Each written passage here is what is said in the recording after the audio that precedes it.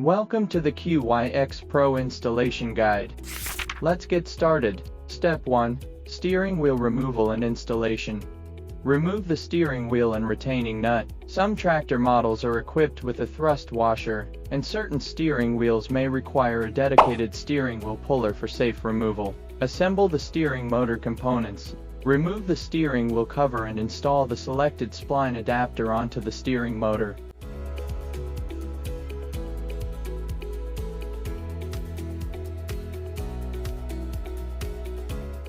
Select the appropriate mounting bracket according to the tractor model and assemble it.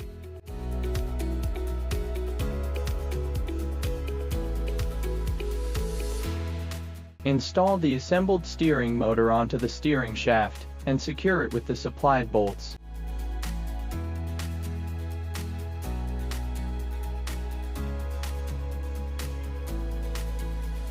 Install the steering wheel, making sure the center mark is aligned with the center line of the tractor.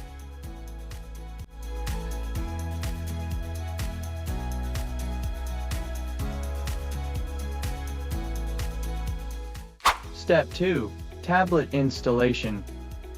Confirm the tablet mounting position with the customer before installation to avoid unnecessary adjustments later.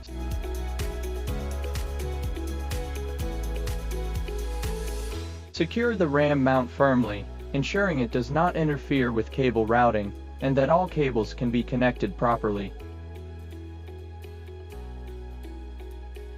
Step 3. GNSS receiver installation. Select a suitable mounting position on the tractor roof. Ensure the GNSS receiver has a clear view of the sky.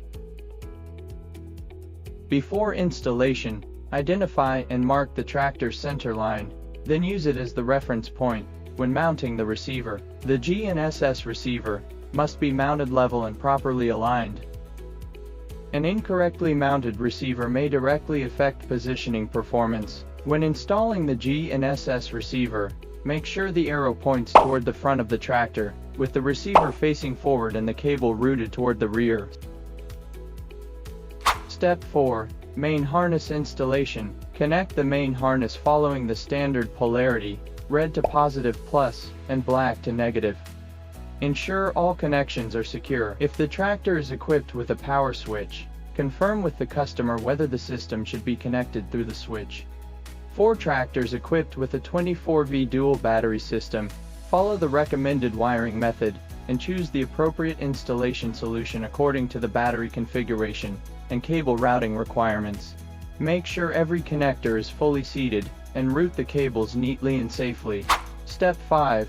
Final inspection. Carefully inspect that all components are securely mounted, and that every cable connection is firmly connected. Verify the power cable polarity before powering on the system.